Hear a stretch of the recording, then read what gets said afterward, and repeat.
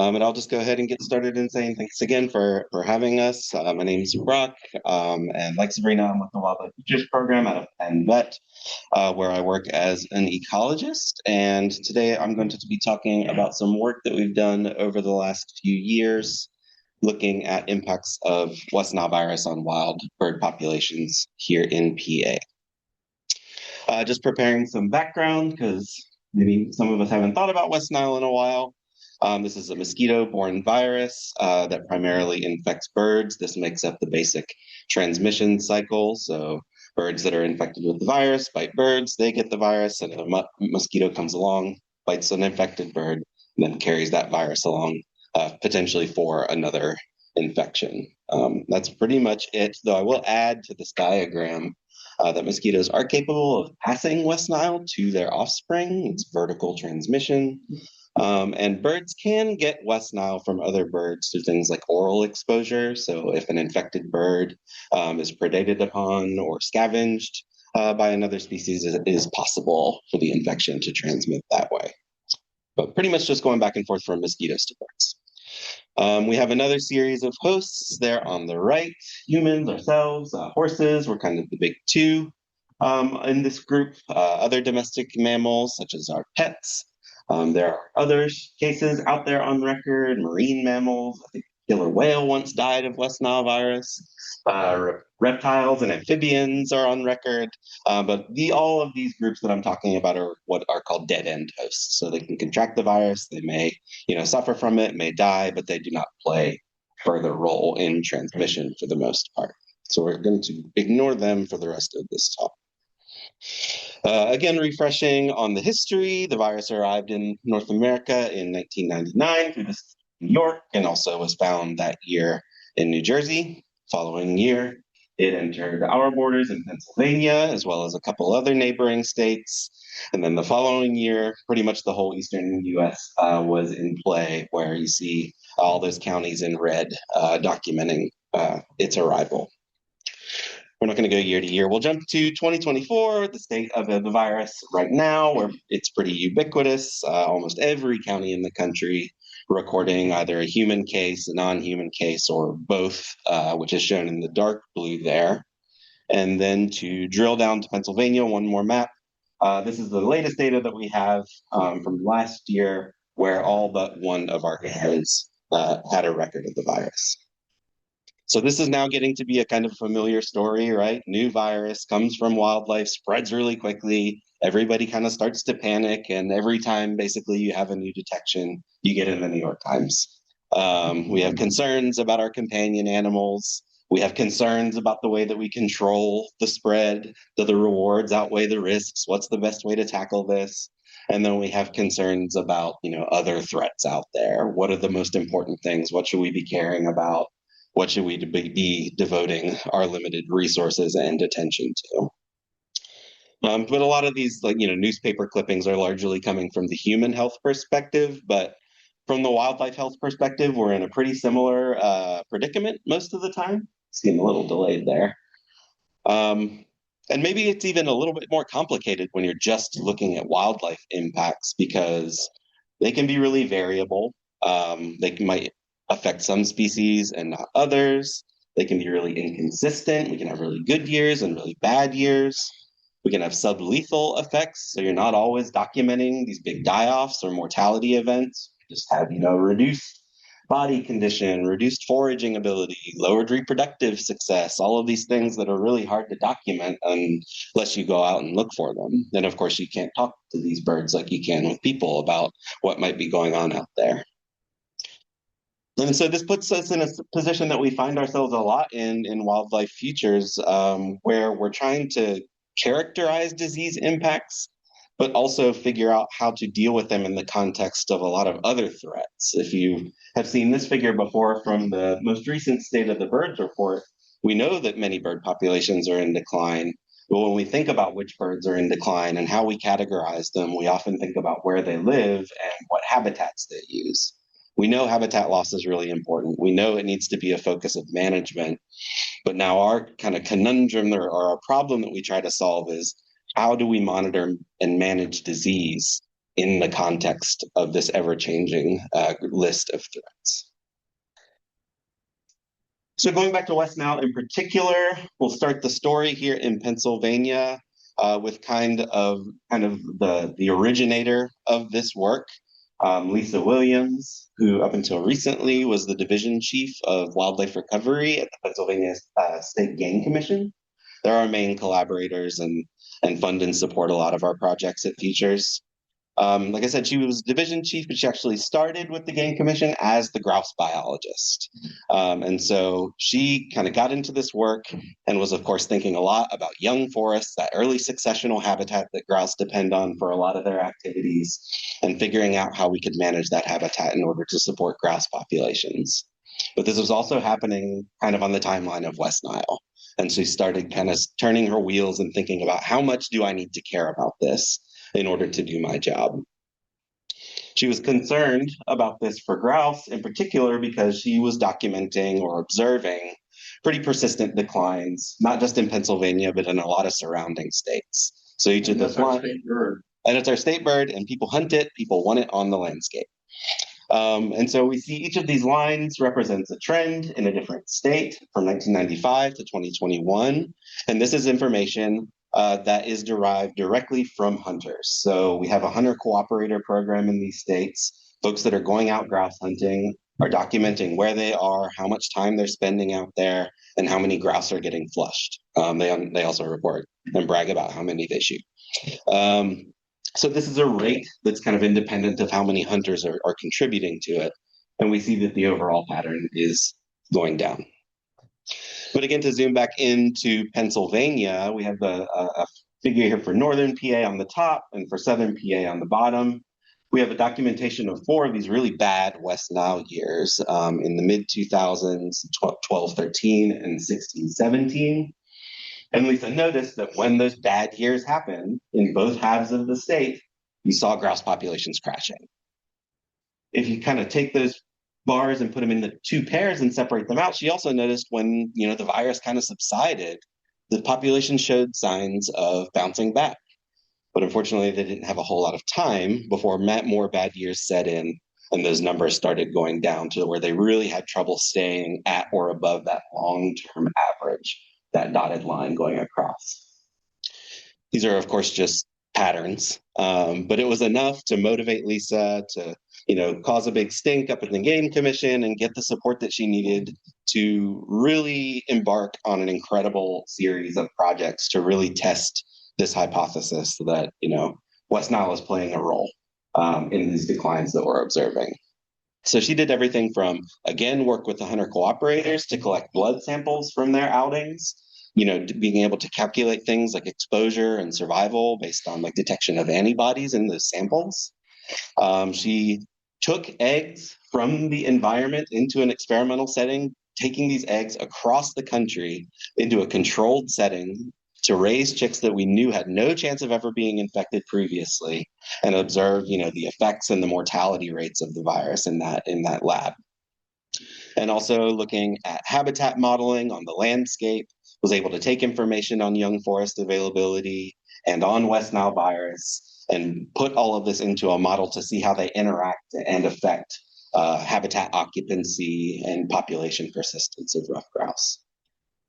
And so we took all this information together. Oh, I didn't do it, she did. But told a pretty convincing story from a lot of different avenues to say, yeah, West Nile virus kills grouse.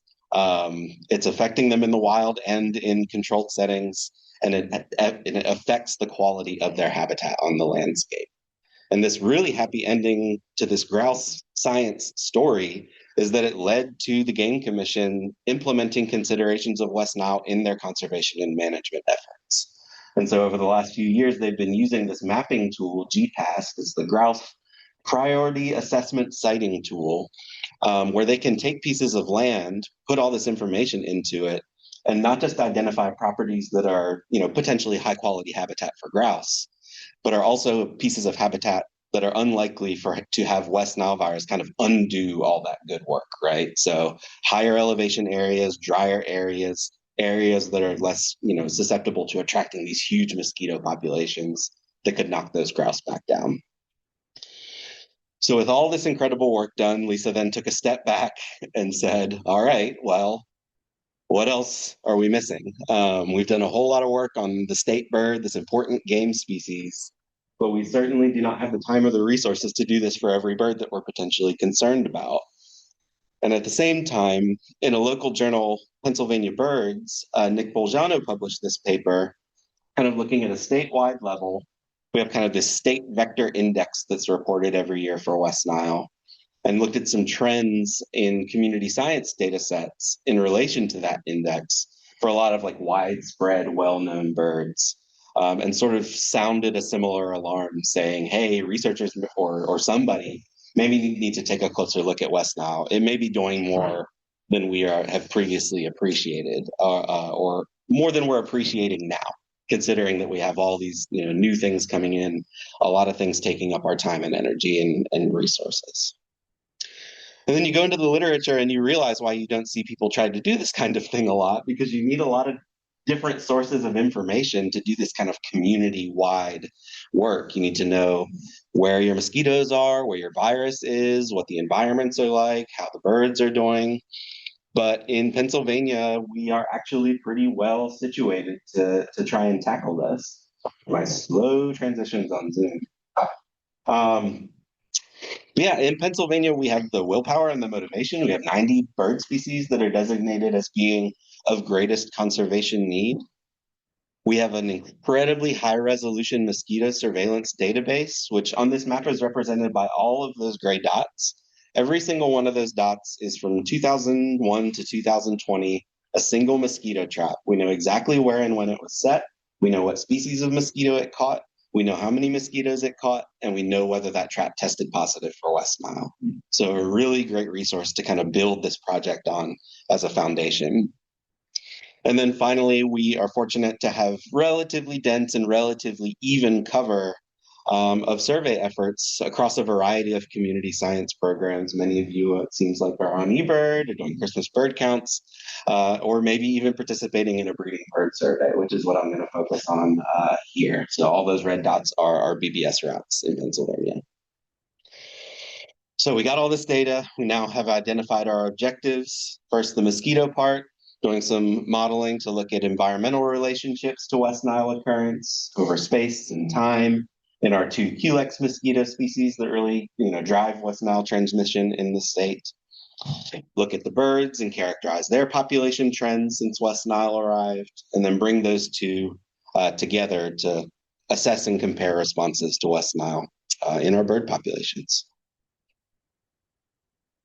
So this is where we get into a lot of the modeling work that I do that I'm not going to really drill down on too much, but I'm happy to talk about it. Step one, like I said, is mosquitoes. We have an example of a gravid trap there on the left. These are our data points that go into this space-time modeling framework. That's what my weird net is representing there, but also throwing in environmental information around the trap. So things like temperature, land cover, precipitation, topography, all of that stuff goes in. Correlations are derived between that and the result of the West Nile test. And it also allows us to capture these like patterns over space and time. So again, capturing those bad years year over year.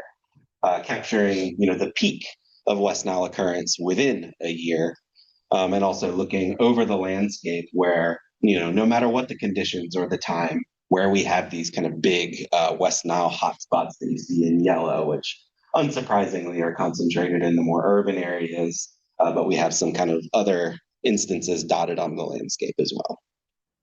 So that's the end of the mosquito part. That's not why we're here. We'll scoot that over and then get into the BBS. So just an example of a breeding bird survey route appearing here in a second. Right, so this is a roadside survey that's conducted every year in as similar a fashion as possible. Folks have been modeling these data for a long time in order to describe bird trends. And they also incorporate information on who's running the survey. Does that affect how many birds they end up counting?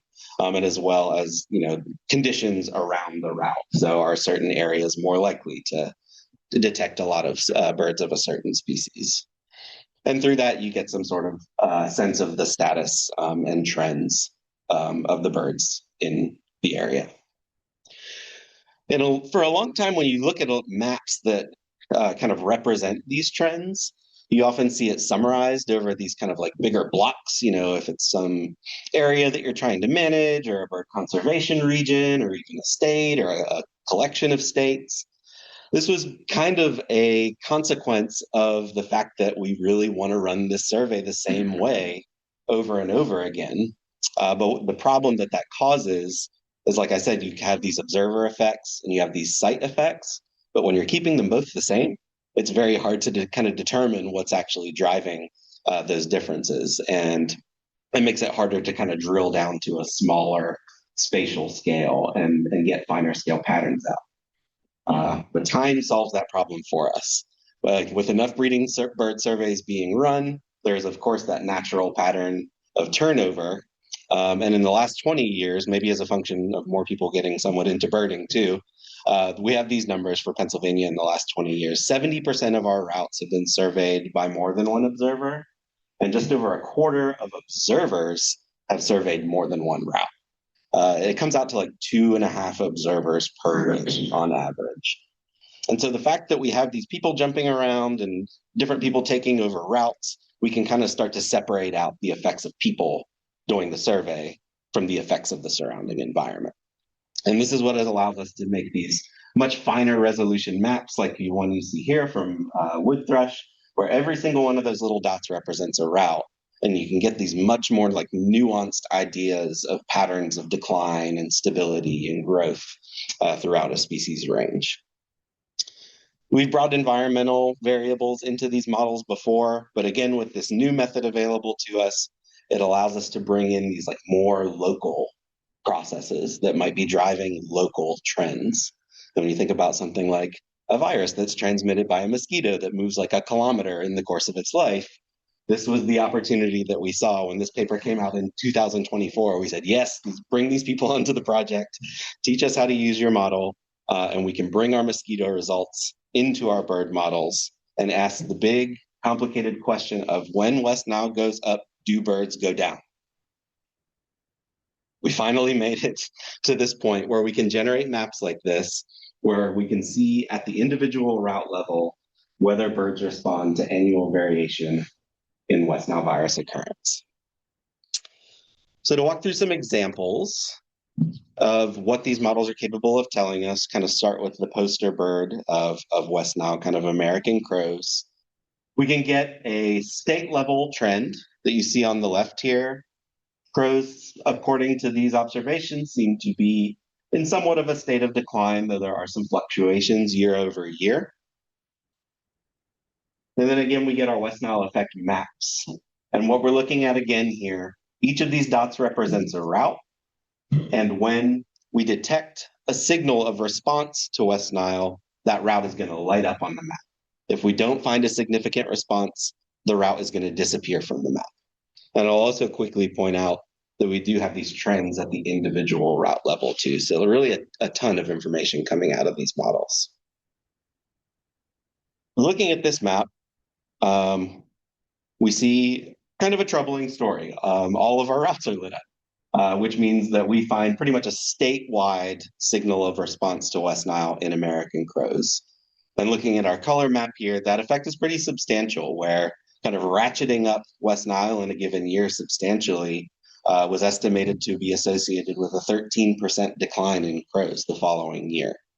So this is a bird that we've always known to kind of be associated with bad West Nile years, and that seems to be reflected in these data as well. Contrast that with something like American robins. Again, we can see the trend there, relatively stable, though again, some variation. But importantly, looking at the map, you'll see that we've lost some dots. We're only really seeing signals of response in Western PA, which is strange. Not really sure what to think about that. But we also see lighter dots. So compared to the crow map, we see less intense responses in these populations. And again, nothing in the remainder of the state. So this is just like, as we go from bird to bird, this is just one of these many mysteries that we hope to be able to drill down in, where it's like, I would normally think about north-south more intuitively with Pennsylvania, but something might be going on in a different direction here with our robins. And then finally, looking at eastern meadowlark, we unfortunately capture the pattern of decline that we see in many grassland species. It's reflected here as well. But we get a blank map, which is good, right? For a couple of reasons. One, we don't see any signature of response to to eastern meadowlarks in our analysis.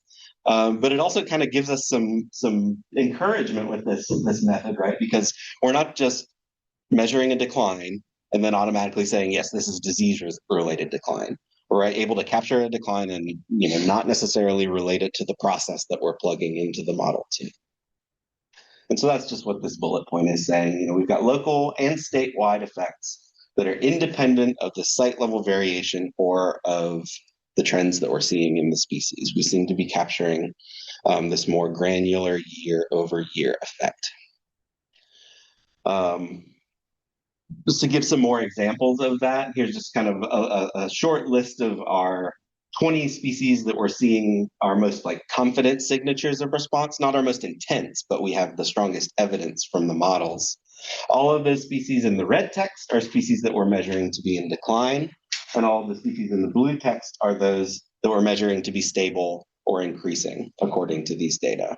And again, those bars are just the intensity of that effect and the confidence intervals. So we seem to have some species that are in decline, and that depending on whether they're a house sparrow or not, managers might want to start paying a little bit more attention to them and start thinking a little bit more about West Nile. Species that are stable or increasing, maybe not the biggest concern, but maybe something to bear in mind in the future. If trends for those species change further on down the road, it might be this kind of latent threat. So can I ask? All those bars are really short, except the right there sparrow. What's that mean? I think, so this is for the overall state level summary of the effect. And so there's just a lot of error around that estimate, which means that as you go from route to route, that effect is very variable over the landscape, which would presumably be reflected in the map that I don't have. Another quick question. You have black-capped chickadee up there. How about Carolina chickadee? Carolina chickadee is also on the list. Not this figure. You're just one thing ahead of me. So these, again, this is just what would display nicely on the slide, honestly, and be readable. So these were just the 20 species with the strongest confidence that we had. But I was just going to say is that it's not 20 species. The big number is that it's 20% of the species. We modeled 155 birds in Pennsylvania, and 31 of them showed a signature of response. And so to your question, yes, Carolinas are on there among those 31. This includes 3 species of concern. In PA, sharp-shinned hawk are on that list, hooded warbler are on that list, and field sparrow are on that list. So again, we're kind of narrowing this down into, as people who are focused on guiding management or informing management, what are these species that we're really concerned with that could really potentially benefit from really immediate consideration of West Nile in their management? So you might have potentially the next rough grouse among these 3 species. I'm sorry, you say creeper hawk or Sharp-shinned hawk. Sharp. So this kind of brings us to the end of our breeding bird survey modeling, where again, kind of like Lisa, you kind of have to take a step back and say, what next? And what comes next here is to ask ourselves, what are we actually measuring here? We're measuring bird abundance and we're measuring West Nile, but what are the two actually doing together? You're not seeing die-offs of all of these species, right? This is all probably not direct mortality, but what else is it and why is it? Are we seeing reduced productivity in these species, like I mentioned before? Are you seeing something else going on in these environments that are leading to maybe e-migration? Are there other potential explanations? And so now we go from kind of analyzing one bird after another to kind of considering all of this information at a community level and seeing what sort of trends exist in species that are more impacted according to this analysis and those that are less impacted. So we're now looking to see what trends exist across our species. So this kind of is in parallel with Sabrina, where we're kind of starting to look at traits as kind of a first step, where we get information from these academic trait databases like AvaNet and Elton Traits. These are essentially just large spreadsheets attached to papers where you can get all this information on things like feeding and nesting and body size and clutch size. Other resources like Cornell All About Birds or Birds of the World, Project Feeder Watch data was thought about here. And we can bring these into more models to assess relationships between traits and West Nile impact. We also created a custom phylogenetic tree consisting of only the species that we modeled in this project. Because when you start comparing traits across birds, you might expect a lot of similarities between closely related species. And so there's a way that you can kind of put the tree into your statistical model to provide that control. And it seems like there might be some suggestion that that's a good idea, considering our 31 species with responses are in red there, and you do see some clustering. So good to control for. Then we get to kind of our final set of results here that are results of models that were done on Tuesday, where we saw our strongest relationships. Lots of other variables were considered in these models, but these are the ones that we saw the strongest correlations. We saw reduced effects for what we call cliff nesting species, where we're looking at birds that may nest in natural cliffs or like on the tops of cliffs, but also bridges, overpasses, buildings, things like that. These appear to have our lowest response levels to West Nile.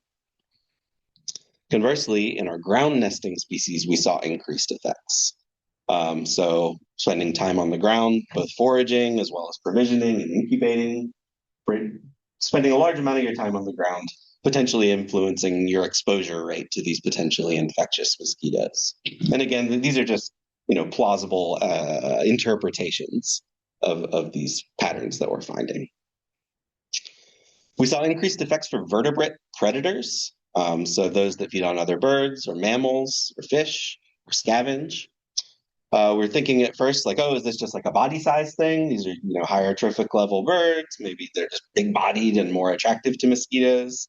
But we actually included more body size stuff in the model that didn't turn out to be important. So again, this could be more of a behavioral thing, spending time, like pursuing prey, again, being relatively low to the ground or even in water in some cases. And finally, we found increased effects with what we're calling summer sociality. So this is all breeding bird data that we're working with at this point. So given that some species are more territorial than others, more tolerant of members of their own species, more tolerant of other species. Again, thinking about mosquito risk, this could be some signature of, bringing birds together in large numbers, potentially affecting exposure and transmission. So this is an ongoing project. Like I said, we've been, working through these models and trying new things over the last 3 years, and we still have a lot more to go. We're really interested in investigating where we're seeing these effects over space and time, going back to what's going on with these Western robins. Like, is it a function of the community? Like what birds are occurring together that might be having some effect? Is it just like a biodiversity issue in some cases? We really need to kind of take another look at these places where our data are coming from and see what we haven't considered in our models yet. We're interested in reassessing some of these species with non-BBS data. As some may know, this is, again, a roadside survey. You're doing a lot of birding by ear. And so there's a lot of species that you aren't just going to like pick up and monitor well with a survey like this. We've heard from our folks at Canadian Wildlife Services about owl data that come from BBS, where it's like, yes, and stop 1 and stop 2, and then no more owls. So maybe this isn't the best way to go when considering species like that in the model. So leaning back on things like Christmas bird count, on things like eBird, maybe not as direct of a match in time, but still probably informative to take a look at. And the ultimate hope is when all of this work and modeling is done, that we eventually get away from the computer and get out into the field, start sampling our own mosquitoes, start sampling our own birds, and seeing how well these conclusions or these inferences hold up when we start actually going back out onto the Pennsylvania landscape and determining what areas might be in most need, as well as what species might be. And then getting away from West Nile and Pennsylvania for the last point there, it's our hope that the work that we've done to kind of build these approaches up could one be extended outside of Pennsylvania, where we're able to collect similar data that can, maybe give this project a more regional perspective, but also allow us to tackle similar questions in current and future wildlife health events. We've got no shortage of new things coming up. And so where the data exists, we can kind of figure out ways to kind of plug these in and rebuild these models in order to continue guiding management efforts for wildlife health and hopefully human health. So that's where we are now. I will quickly thank all of the folks listed on the left, as well as all of the partner organizations on the right. And if I have time, quickly to particularly thank the people at the Department of Environmental Protection. These are the people that are setting these traps and then going to the labs and counting these mosquitoes and identifying these mosquitoes, not a job I think my brain could handle. And of course, the thousands of birders across North America, because it's their dedication that allows these kind of data to be collected and these projects to be done. So thanks. Sure.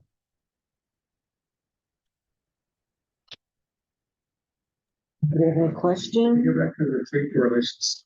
Yeah.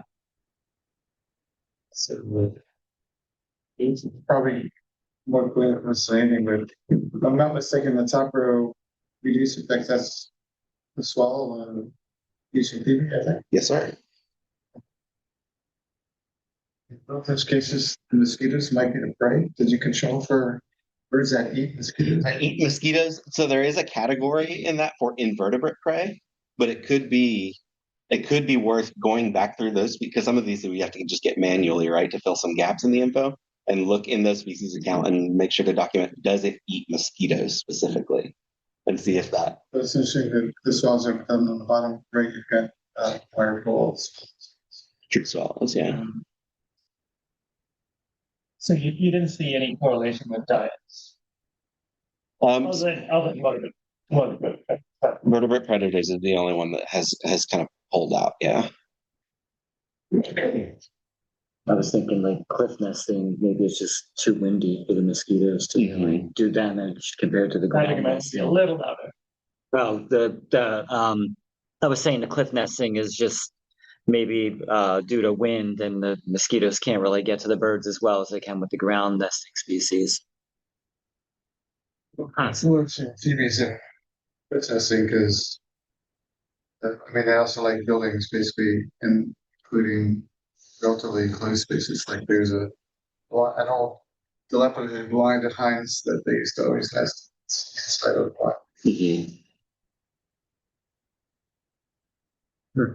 I guess that my question is, you're getting wonderful stuff here, and you're working to a point.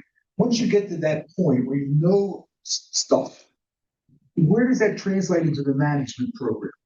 What kind of management program can be done once you have this information or solidified to help the birds? Sure. Like I would say that there's kind of like two dimensions to that, based on, we eventually, narrow this down to some set of species that, for example, the Game Commission is saying, all right, let's do it. Yeah. We're going to manage habitat to support these populations. Then there could be a situation like with the grouse, where you find yourself, incorporating that into choosing where to manage, for habitat. What's the manage though? You were talking about the grouse at the higher elevation in certain areas, but something I trying to get a grip on where this goes to help the birds, and what's the management? What is the field work that can be done to negate this trend or neutralize it? Mm-hmm. So in the case of the GPAS, right, like we're areas that are less likely to support so much standing water. That's going to be the goal across a lot of habitats for the case of West Nile virus, because this is where your gravid mosquitoes are going to lay their eggs. And so it's not just a matter of creating habitat that is detrimental to the mosquitoes, but also making sure that habitat is in a more, connected network across the landscape. Because it's not just a matter of finding a single site, but considering its position on the landscape as a whole, right? Even with like a grouse management project, they really like to try, because grouse, depending on the time of year, they want to be in slightly different kinds of young forest with different canopy cover and things like that. And so you want to make sure that they have access, like ease of access to all of these different kind of stands of habitat that allow them to, to meet their needs. And with, again, going back to the chickadees, we got all three of the parents showing evidence of response here. And so when in situations where there's potential risk to our backyard birds, the Game Commission does a lot of outreach to, be able to talk to interested folks and saying, hey, tip your flower pots over. It might just be as simple as that to, manage water around human occupied spaces in order to reduce risk. Good stuff. Mhm. Yes. But I'm curious how much complexity there might be in mosquitoes. So you mentioned, I think, that Culex, right, is the genus that's most relevant. Mhm. How many species of Culex are there involved? Are there other mosquitoes that are involved, maybe at a lower rate? Do the different mosquito species show preferences for different bird species as blood hosts? Mm-hmm. So I'm just kind of wondering whether and how pulling mosquito biology in a detailed way into this might affect some of the decisions or the findings, I suppose. Sure thing, absolutely. And the DEP has caught many more species of mosquitoes in the trap. They largely find or test for other, you don't see a huge amount of West Nile in those mosquitoes.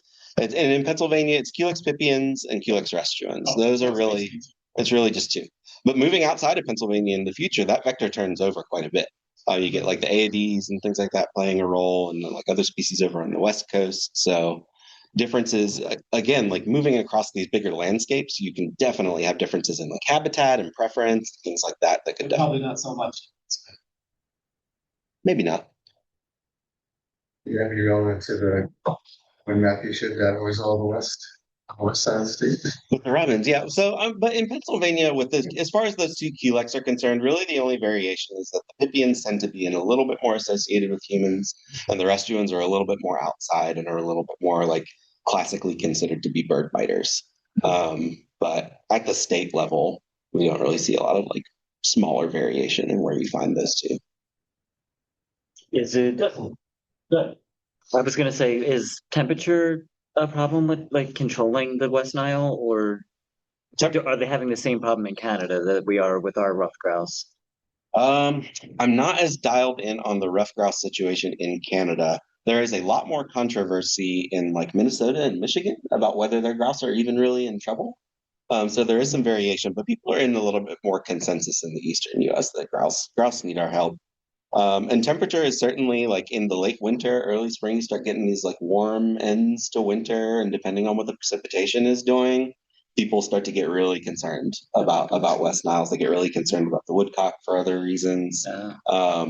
And so that is something that's watched. And again, going all the way back to the mosquito model, it's something that was a significant predictor of whether a trap is going to test positive. Like if it was particularly warm for the 2 preceding weeks, that trap was much more likely to carry the virus. Mentioned that did I understand that you said 80s can carry West Nile in other places? Potentially, yes. Okay, but not here. I know we have a lot of 80s here as well. Mm-hmm. I think I've seen more 80s than Culex in this region at least, but they don't carry Snaggle. In initially looking at that database early on, we did not detect a particularly high rate of West Nile in those species, whereas I think the overall rate in the Culex is something like 8% of the traps. There's a little bit of bias there because some of those areas are like rigorously monitored. They put traps out all the time, but they do also respond to nuisance reports. Like you can call them and have them bring a trap out. But yeah, that was the rate that we saw in those data. Yeah. There's an earlier slide, and it's kind of unrelated to the West Nile, I think, but trends on different types of birds. And I noticed the shorebirds was in the 80s, like crazy heat, and then it came back down. You know anything about that? Heat in shorebirds. It was very Yeah, I saw that. pronounced. Yeah, it was interesting. There was a real spike in.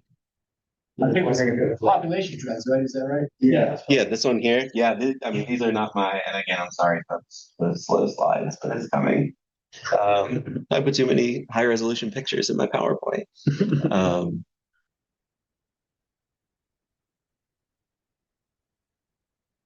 I didn't ask because I was worried about the slide. Always there. always ask. Here comes folks. It's coming. Yeah. Yeah. So yeah, you see on the left there is what's been being pointed out, this like surge in shorebird that has been erased and then some. I'm not really sure what to make of that. Um, My other question was have you seen kind of trends in mosquito populations? A mix of the bird biting mosquitoes and the birds see a dip. West Nile like bad years. mhm. Do you see mosquito populations like counts in the traps and things like that also dip, or do they have so many other things like this? Yeah, I don't recall ever seeing any trend in terms of like overall how many mosquitoes are being caught every year, like average mosquito per trap. But one thing that I can tell you about that model is that it does account for how many mosquitoes go into an individual trap. And definitely when a trap has more mosquitoes in it, they test it as a pool. Or if they get like hundreds of them, they have to break it up a little bit. But if there's more mosquitoes in the trap, it's a greater likelihood that trap is going to test positive.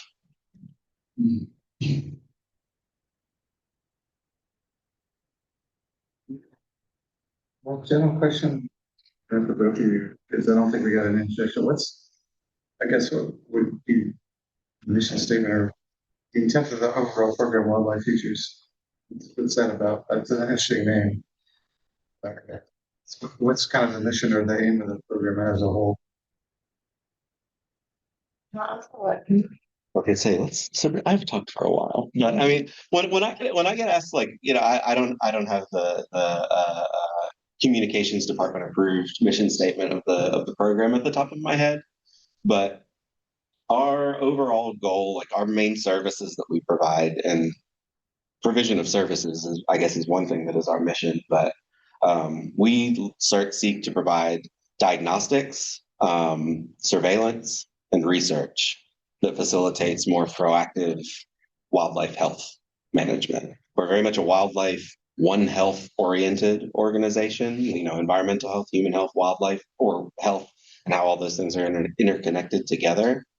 We want to not only do research like this, but also assist in ways of surveilling. And like I said, with the lab, neither of us really talked about it too much in our building, but we provide a lot of diagnostic services and diagnostics research, like finding new ways of working with different sample types in order to diagnose disease, and really kind of going into what Sabrina was talking about, doing a better job of creating these baselines, because there are so many things that aren't really paid attention to until there's a huge problem. But by doing like better and more consistent surveillance, we can get a sense of like, and I'm stealing from Sabrina now, but like, what is healthy wildlife? And that's hard to really know unless we know what's always kind of out there. So that's the very long answer. Sabrina, maybe can. No, I think that's perfect. I think the one component you probably didn't touch on is the education. So public outreach and education, but also educating future veterinarians, future biologists, future, naturalists that want to, play a role in wildlife health.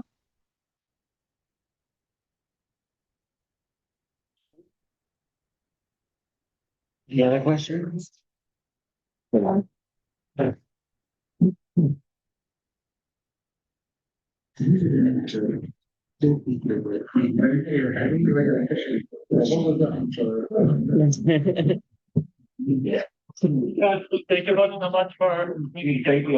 Yes, thank you very much.